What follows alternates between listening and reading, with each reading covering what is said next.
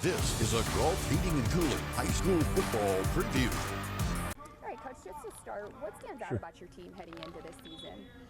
Yeah, we've got a group coming back with a lot of experience. We were a young football team last year, lost a small senior class with 12 kids, but our next groups behind that are pretty resilient, mentally tough, and have shown a ton of growth throughout the offseason. Who are some of the guys that you expect to carry you offensively this year? Enzo Coca's back at quarterback. He'll be a senior.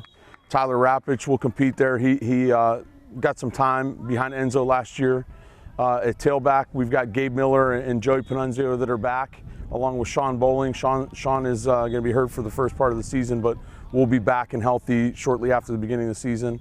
So those guys are our mainstays. And then our wide receivers are going to be fairly new. We've got Adam Christie back at wide receiver, Landon Shina at tight end. And then we've got some good young skill that'll complement those guys coming back. Defensively, who are some of the guys that will stand on that side of the ball? So most of our guys are back up front in our linebacker positions. Landon Shina will be our mainstay up front. Tristan Miller will be our nose. Both those guys started for us last year. DJ Erickson's another defensive end that got time and plays on both sides of our front. And then our linebacker crew's led by Gabe Miller and Nick Weber. Those guys will be back along with Sean Bowling, and then Adam Christie and a couple other guys that got time last year but weren't necessarily starters. Cuffle for us is a good kid that'll get some time at linebacker along with wide receiver a little bit. And then our two guys back in the secondary are Enzo Coca and Joey Panunzio. So we've got to find some corners and see how those fall into place. But you know, we're getting after it, and I'm impressed with our young talent and certainly finding some depth. No, the first year of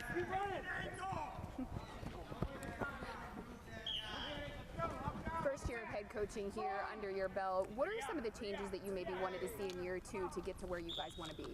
Yeah, just getting kids to respond. It was big change for everybody when Pav retired.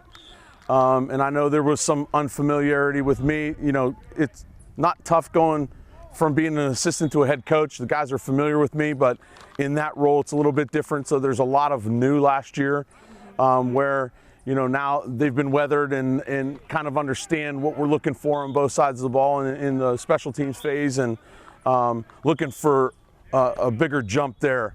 Not as much new, and they'll be able to learn and respond much quicker. What do you expect the identity of your team? What do you guys want to hang your hats on this year?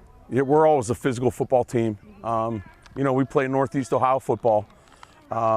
So we preach mental and physical toughness to our kids. Our kids are smart, you know, so we put a lot on them to make adjustments in game and things like that. And they've always responded. They're a really resilient group. Coach, question not related to your team, but we're talking to some of the coaches about whether they think the Browns should have a new stadium. Do you have any thoughts on that? Are you a Browns fan? I'm a Steelers fan. Okay.